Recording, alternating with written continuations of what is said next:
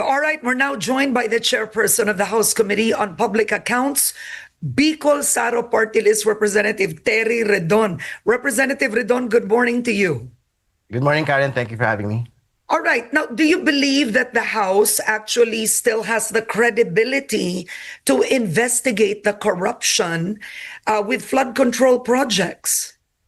Well, I think the commitment of the House of Representatives is basically to implement the presidential pronouncement to look into flood control projects. So as a result of the briefings, the House will be forming a tri-committee with the Public Accounts Committee, Public Works Committee, and the Good Government Committee to look into all the infrastructure and flood control projects that are deemed anomalous, substandard, ghost, and incomplete projects by the DPWH. All right, but then would you actually have the courage, for example?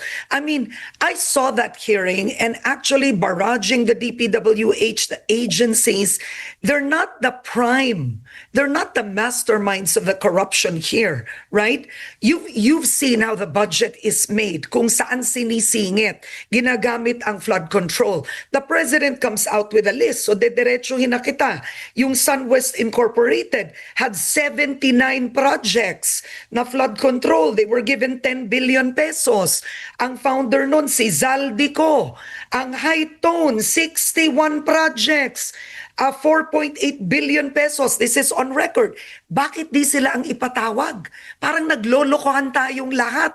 Pinapagalitan nyo yung DPWH, pero yung totoo, the corruption starts with Congress owning contractual companies, these construction companies, and getting alleged kickbacks. So, will you call them? Well, ang trigger po for the tri-committee to invite anyone, including legislators, including... No, will you call Zaldico? That's a direct question. Yes, if he is named as a part of anomalous deals, then he will be asked. No, he is a founder of, he is a part owner, SunWest and High Tone. Records show it. So will they be called? And yes, you will call them? Yes, if they are named as part of anomalous transactions relating to infrastructure and flood control projects, then they will be asked to sit before the tri-committee and explain themselves. But again, to be very clear, I've seen all of the other documents.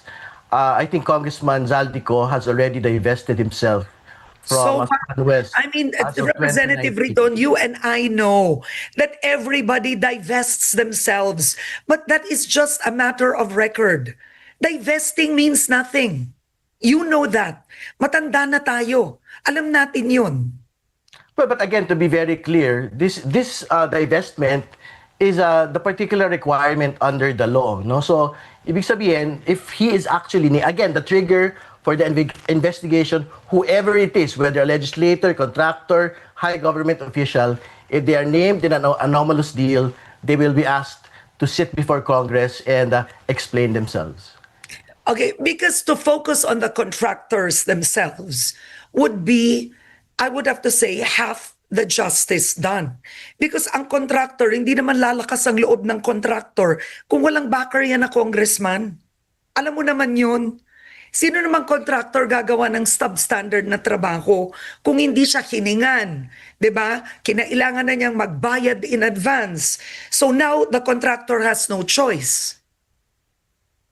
Well, again, these are assumptions that you are making at this point, Karen. No? We would want to be able to see it on a fact-to-fact basis, on a case-to-case basis. Ito po actual anomalies that are being seen with the flood control project. And again, in the hearing in the briefing yesterday, the DPWH actually said that to date, the 15 contractors named by the president, they have not seen yet, as of yet, anomalies relating to substandard projects, anomalies related to... Then why do the investigation at all? Why waste the people's money and do it if you are not out for blood? It seems to me that, you're telling me walang problema, ba't ka pa mag-iimbestiga? And kailangan natin to do a step by step. This is not a witch hunt, Karen. I think we have to be able to explain to the people how the process actually works for us to be able to see where the policy gaps are and to make sure that the gaps are actually plugged. No? Kaya nga ho, no less than Majority Leader Sandro Marcos had already stated na gusto niya ho yung bill ni Senate President Cheese na to further expand yung pong mga disclosures and prohibitions po ng mga magkakamag-anak ng mga politiko na sumasali po sa mga kontrata ng gobyerno. Okay, but Representative, I want to ask you, do you believe it is a conflict of interest for a congressman to own a construction company and actually participate in government projects? Well, I to state the constitutional prohibition.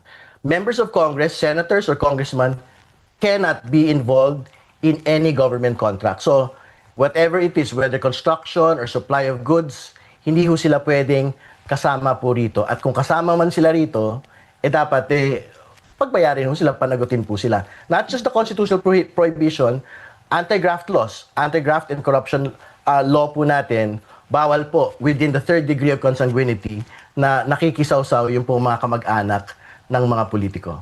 And do you believe, Representative Ridon, that legislators are violating this? As of today, wala pa ho tayong nakikita ng dokumento eh.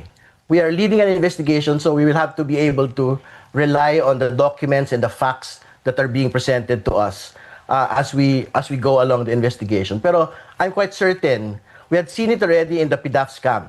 Pagka merong whistleblower ho na nagpunta sa Kongreso, nagpunta sa executive, blows the whistle, I think sa dulo naman po magkakaalaman po talaga tayo kung sino po yung mga sangkot dito.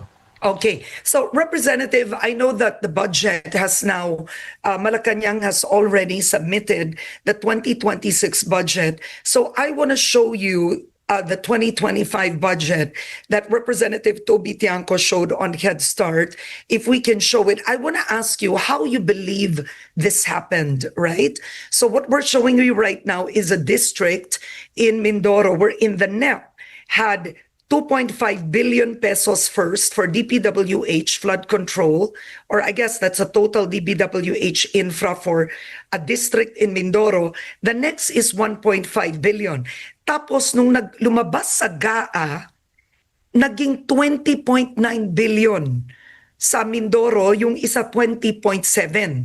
Ang tanungan ng ilan, nagtatayo ba ng skyway doon? So do you see it now? So there was an additional 18.4 billion given to that district, 19.2 billion given to that district. Representative Ridon, how does this happen in the lower house? Well, again, it's not just the lower house who is on trial here, no? What is on trial here would be what Congressman Chancods mentioned as the small committee and what everyone is looking at as the bicameral conference committee, because this is where all the congressional insertions made by congressmen and senators are, no? So he might be correct that there were congressional initiatives implemented during the small committee on that particular Mindoro district, but it was taken out during the bicameral conference committee. But to be very clear, that is part of the entire budget process. But this was added. This was added. Yes. Yes, I think it was added after the NEP was done and before the BICAM had been determined. No? So basically, it was made under the small committee. Hindi po ba? So, but again, that small committee determination will ultimately be vetoed by the bicameral conference committee, which is why we had seen an actual cut at the very end. The president did not release. So what happened? The president just did not release. He was quite cautious. He didn't release, I was told roughly, well, what I heard is 87 billion plus. But at the end of the day, when you looked at the GAA, the 2025 general appropriations, you did have districts, those two districts, having more than 20 billion pesos. Is it justifiable for any district to have 20 billion pesos? I think any district that is provided funding for infrastructure, for social services, or whatever else, no, beyond what has been granted by the National Expenditure Program given by the President, I think is simply an implementation of the power of the purse of Congress in the Senate. No? So, ibig sabihin, like what Senator Ejercito earlier mentioned, there is actually nothing inherently wrong with congressional initiatives for as long as these projects actually are actually benefit their particular constituency. So I But think that's what happened here.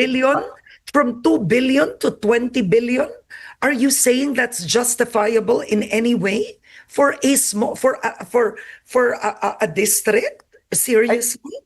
I think I'm not in a position to make a determination on which district is more important or which constituency is more important. But ultimately, if this is the determination of the small committee but was Now, vetoed do you by believe the small by- committee should exist? well, the small committee has existed even prior to Yeah. last Congress. It So has should it existed. still exist? I think it has been abolished already. It will be subjected to a new subcommittee that will be convened by Congress, and I think the Senate will have their own version of a subcommittee as well to make it more transparent and make it more accountable to the public. So I think this is already history. The subcommittee is what we are looking at today. For the Okay. 2026 Kasi I budget. think ang tanong ko, Representative Ridon, will you be one of those who will help make the budget more transparent?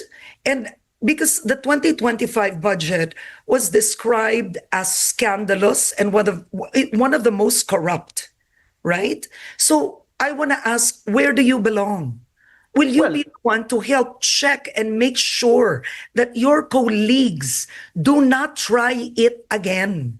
well, Or it is will you stay silent and allow it? Well, it is my commitment as chairperson of the Public Accounts Committee and as part of the minority to actually make sure that the budget is accountable to the nation, that the budget will be transparent. No? So, again, the subcommittee is one of the reforms that they want to undertake, and civil society participation, I think, even at that level, is being assured by the current House leadership. So, I think it is something that we would want to be able to undertake in the next couple of weeks as we go through the budget.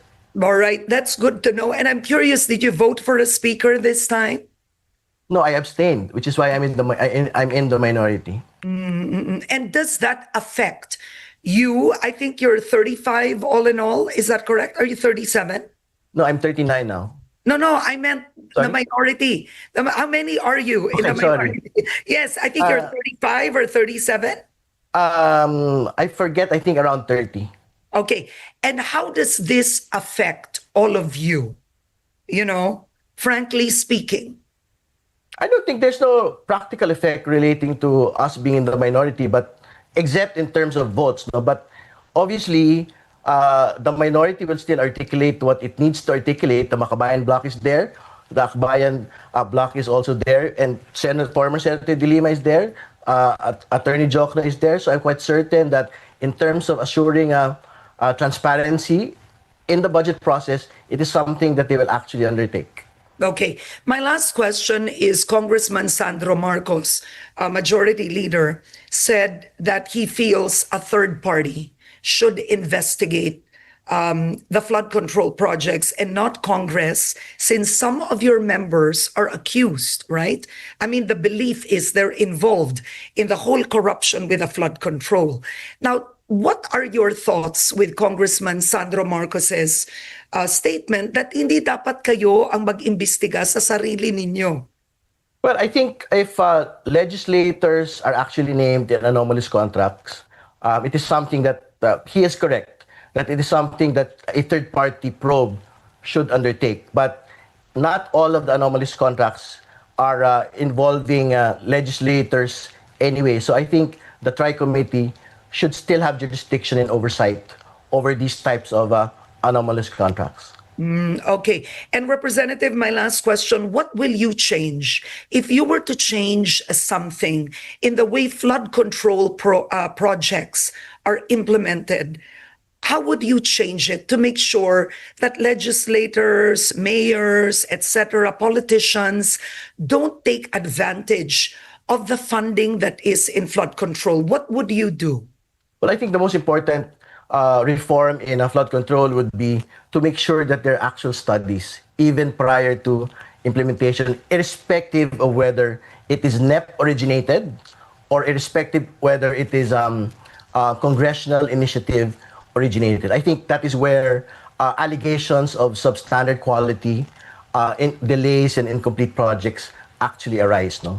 Because particularly because DPWH already stated it, if you have congressional initiative originated flood control projects, they have such a small period of time to actually undertake the feasibility studies for these projects. Okay. And are you hopeful with this president? I mean, being in the minority, do you believe that President Marcos Jr. means business? Well, I think it's a real commitment because he already stated that talagang pagka ho nagkatampuhan dito, wala na siyang magagawa. No? And I'm quite certain that the 15 contractors are actually supporters of the president. So if they're in fact found to have been participating in anomalous projects, I think he is dead serious about holding them accountable however way it will be, whether through criminal charges, blacklisting, or administrative charges. On that note, I want to thank you for joining me today, Chairman of Public Accounts, Bicol Saro Party List Representative Terry Ridon. Thank you, sir. Thank you, Karen. Good morning.